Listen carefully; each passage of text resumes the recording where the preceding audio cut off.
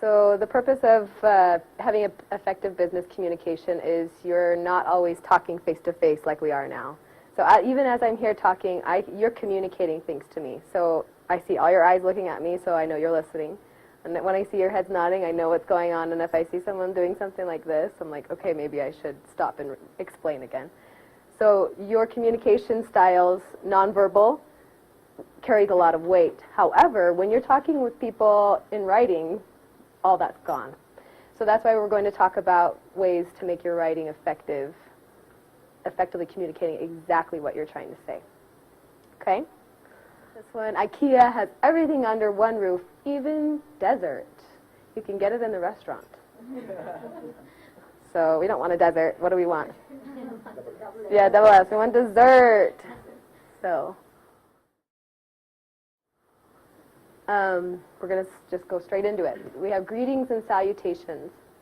To make your greetings and salutations more formal, it's nice often to use this their name at the end. And whenever you use their name, you want to do a comma before to give that pause. Because when you speak, whenever you speak with somebody and you say their name, there's always that natural pause. And then a pause should equate to a comma. If you have a really long pause, then it's full stop or period, right? This is just a brief pause. Whenever you have that in your written communication, just make sure you do a comma, okay? These are some examples. Good morning, Brittany. Good afternoon, Brittany. Good evening. Those are all really formal, nice ways to speak with people in business writing. Next one, have a good weekend, Ashok. Have a good evening, Ashok. And have a good day. Those are all ways to say goodbye, formal ways. Instead of saying bye or see ya, you wouldn't say that in business. Holidays in America, these are the big ones that I think people, they will greet you this way or say goodbye to you with saying things like this. In business, I think you should say it back to them instead of saying, yeah, same to you or you too. It's nice to actually give that same phrase back to them. So you can say, Happy Thanksgiving, Tom, Happy Holidays, Tom, or have a nice time with your family, because Thanksgiving is a time when all the family comes, really, really big deal. And my mom cooks for 4 or 5 hours for a big group of people. This is actually her dinner table. She makes it look all fancy and pretty. It's just like one time during the year where everything's perfect. She runs forever. So it's a really big deal. If someone says Happy Thanksgiving, it means more than like, have a great day. It's a little bit bigger than that. And even bigger than Thanksgiving is Christmas. Christmas is huge. We love Christmas. Christmas trees, gingerbread houses, stockings, presents, Santa Claus. But the biggest thing is family. So that's another like really, it means a lot to Americans because everybody loves their family. Merry Christmas, Julie. Happy Holidays, Julie. And Merry Christmas and a Happy New Year. Along with that, Happy Holidays can be used November, December, and January, but you wouldn't use it for the rest of the year. The reason for that is holidays is plural, and the big holidays happen in a row. Boom, boom, boom, November, December, January, right? Then the next holiday is not till February, and Valentine's Day is not that big of a deal. And then we have 4th of July, which is when we got independence, so it's Independence Day. You can just say Happy 4th of July, Happy Independence Day. And once again, if you use the name at the end, which often you will, you need to have that comma, the pause, just a natural pause in your speech. Subject-verb agreement is another big one to work on. We're going to start simple, and then we'll do some more complicated examples. So just bear with me for the simple ones, okay? Just so we are all on the same page. So let's try with this one right here. Can I have you do this one for me? We have client is the subject, request is the verb. I want that in singular format. The client requests. Perfect. Okay. Number 2, can you give me that?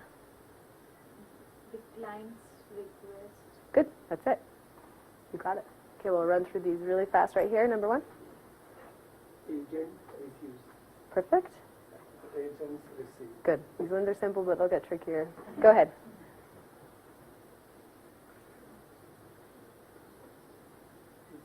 We have computer and reboot. Reboots. Because there's no S here, so plus S here. The computer reboots. Even though it has the S on the end, it's still singular because it pairs with the singular noun, the singular subject. Okay, number 2, plural. All the computers reboot. There we go. First, here's an example. There's a can of lima beans. A can of lima beans sits on the shelf. So the subject is can. the verb is sits. Where we get confused is people think that beans is the subject, and so they do it that way. They say beans sit. But this is not the subject. This is describing the subject. It's a prepositional phrase. So in the next example, this is a little trickier. Subject, first tell me, is that plural or singular? Plural, right? So therefore, the verb accompanied with it should be plural, were. What's the singular version of this? I heard a bunch of different ones. It's was. Good, it's was. So if it was woman, it would be was, but it's women, so it's were. The mistake comes when people associate these two, when they say the meeting was. This is not the subject. This is describing the subject. Before you write an email, you can say it in your mind or say it out loud to see if it sounds right. Part of getting the grammar right is having the oral language match the grammar. And that's what we want. We want our oral language to match the grammar when we send a message. Okay? More practice for on right here. We have number 1, everybody in all the groups. There we go, wins because it's singular. Number 2, we're Each of the customer wants to be yeah, you got it. Sorry, perfect. Okay. Last one, number 3. None of my friends likes playing games with me. None of my friends. My friends like playing games. What did you say? Sorry. Likes or like? None of my friends likes playing games. There we go. Because it's singular because of the none. Yes. Sometimes these words sound like they're implying there's more people. Because everybody, it sounds like, oh, everybody. But it's singular. This is just a rule you need to remember, okay? And, like he said, if you can get away with saying these things if you're talking, because people can correct you right away, or they can kind of understand. But when this is in writing and they see it, it's just always there and it's permanent. And so your message has been conveyed, and there it is. So you want to take your time so that you can give that professional feeling when people read your emails, or whatever communication. Make sure you read it. Yeah. And take a pause before you. Right. Spell check may correct some of the spelling, but it's not going to make the sentence for you. Mm-hmm. So read through it out loud, then send it. And there are exercises at the end. You'll get URLs where you can practice your sentence formation. Right. So let's say somebody has a question, or if you want somebody, if you're sending an important email and you want somebody to proofread it, right? Use one of your colleagues who has really good command on the language to review it, right? They can review it for you and then you send out that email, right? It's not possible to do that for every email. Obviously, there are some emails it's just whatever, you just send it out. But some emails, whether it's an escalation or you're in a crunch mode, right? And a lot of people are going to read up the chain. Let's say it's an escalation, which means it's going to get forwarded to his boss, and his boss. Then you better have somebody proofread it and make sure you send this right. Or you better learn it on your own and have Brittany help you out and she'll teach you how to do it. And part of learning it too can be like, I'll yell across the hall, hey, how do you spell affect? You know, I'll ask people that, and that's fine. And that's part of the learning process too, is working with other people, like you said. And that's professional, working with your colleagues and trusting each other to look over your things. And try to stick to speaking in English when you're in the office, right? Some of your colleagues may have the same native language, or you may be an English, but the only way you learn is to speak the language. Once you have command over it, you don't have to speak it, but at least when you get the command over it, maybe you have it.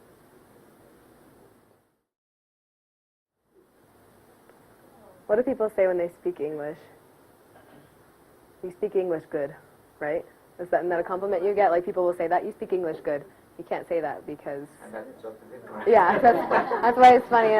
People say that to me all the time after I, will teach them, or they'll be talking with their friends about how English. I'm like, oh, that's not quite right. So good is an adjective, which means it describes a noun. Noun, people, places, things, right? So we have, that is a good song. Well is an adverb, so it describes still, but it describes verbs.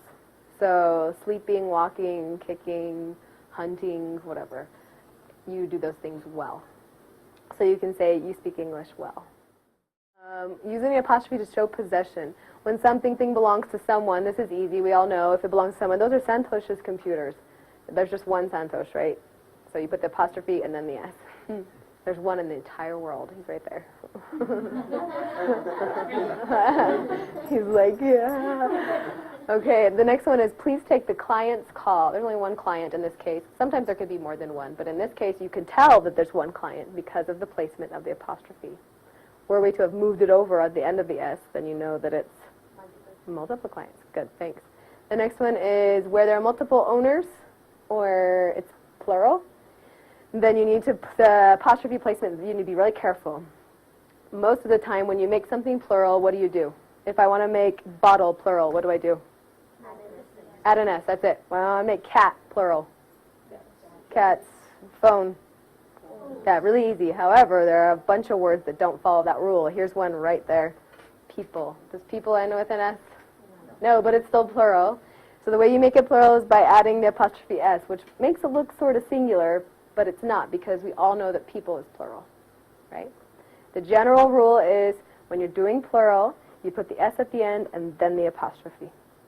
But then there are those exceptions all the time, and that's one of them. People, children, yeah, that's one, that common one. Men, women, those are all plural. Okay, then there's this exception, which growing up I had to always struggle with this and deal with this, because my last name ends in an S. I'm Barnes, Brittany Barnes. So I was always confused what I should do. And a lot of my teachers said, do it like this, and another of my teachers said to do it like this. They had all these different reasons.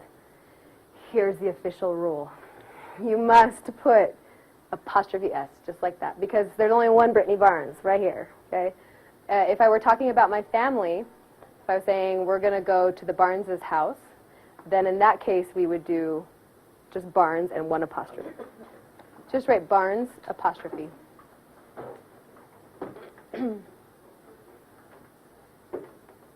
Apostrophe at the end. That's it, yep. So if we were saying we're going to the Barnes' house, there's more than one Barnes. There's me, my mom, my dad, my brothers. We're going over to their house. That's plural then. So it should look like that. That's perfect. So we need an apostrophe. It shows possession. There's only one exception to this rule, and that is that if you want to make something plural, you do use an apostrophe, and that's letters. So go ahead and write the letter B on the board. B. Yep. B, apostrophe, S. Small s. Lowercase s. So if I had a bunch of letters physically, I had some A's right here, some B's, some C's, some D's, and I said, hey, hand me a B. I need the B's. Then you would write it like that. Right. That shows that it's plural. That is the only time you ever use an apostrophe to show plural. Right. So as for developers, let's say a program is for sorting by P's, or sorting by these, or sorting by a number, by a letter, right? You're sorting people by the last name, first name, whatever. So you're sending an email. I'm writing this algorithm to sort by P's, right? It should be P apostrophe S, because it's more, okay? You can't write PS because it doesn't make any sense. So you want to write P apostrophe S.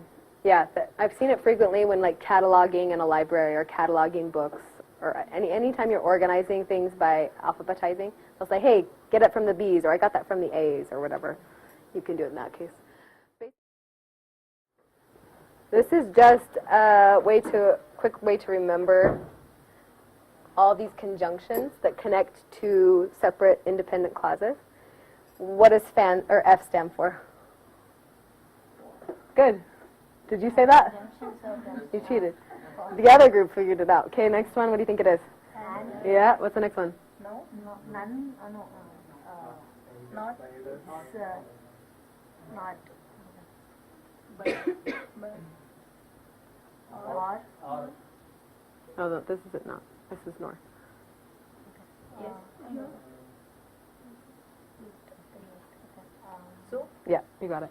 Okay, these are conjunctions. Conjunction means it puts two thoughts or clauses together in one sentence. If you use this and you're putting two independent thoughts together, what does independent mean? You can stand on your own. That's what I've been telling everybody. Independent means you can be by yourself. So the sentence can be by itself, okay? That way. So the sentence can be split and they can be on their own. If you do that and you use one of these, you better put a comma, okay? Clauses. I enjoy running. Can that be on its own? Can that be independent? Yeah, sounds fine. Next one, he enjoys being lazy. Can that be alone? Totally, that's fine.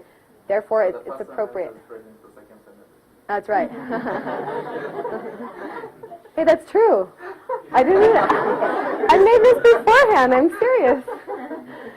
So I enjoy running, but he enjoys being lazy. Okay, and those things can stay together. That's fine. They should be, because you're kind of talking. They're related, and so they can be together as long as you have the right conjunction And we'll talk about how to choose a good conjunction in the next slide.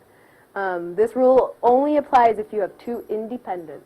Don't forget that, independent. People put commas all over the place in their sentences just to like make it look fancier. And that's not just in India. I'm saying all over the world. But don't use it. If you don't need a pause or you're not separating independent clauses, leave it out. So we'll go through some examples. Combine the following clauses. The client, I'm going to have right here. The client is happy with the service. He is having issues today. How could we combine? Give me this. Say where the comma should go to. Client is happy with the service, comma, but he's having issues. Perfect. And she said but because, why? They're contradicting.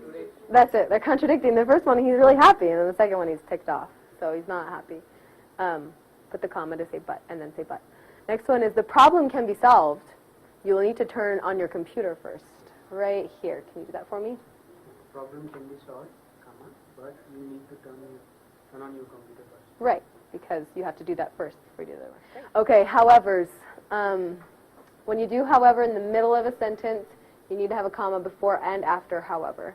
So here's the example. I need to access your computer. However, you will need to give me permission first. Sorry.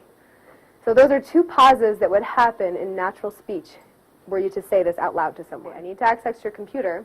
However, you'll need to give me permission first. Any questions on that? Most of the time when I've seen this, throughout all the stuff I reviewed, they just have one comma or no comma. So you need to have two commas when it's in the middle. The other one says, however, you may not be satisfied with the results. And the last one is similar to the top.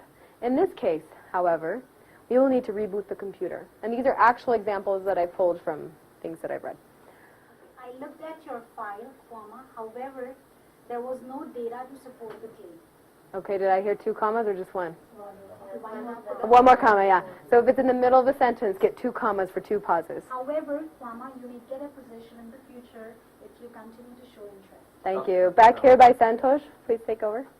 This next one. Yeah. However, comma, you may get a position in the future. Yeah, that's it. That's wrong. You're done. Okay, next one. Very back next to you. Were you already speaking? We can process the ticket, comma, however, comma. Yeah. These ones are easy. If it's in the middle, do two commas.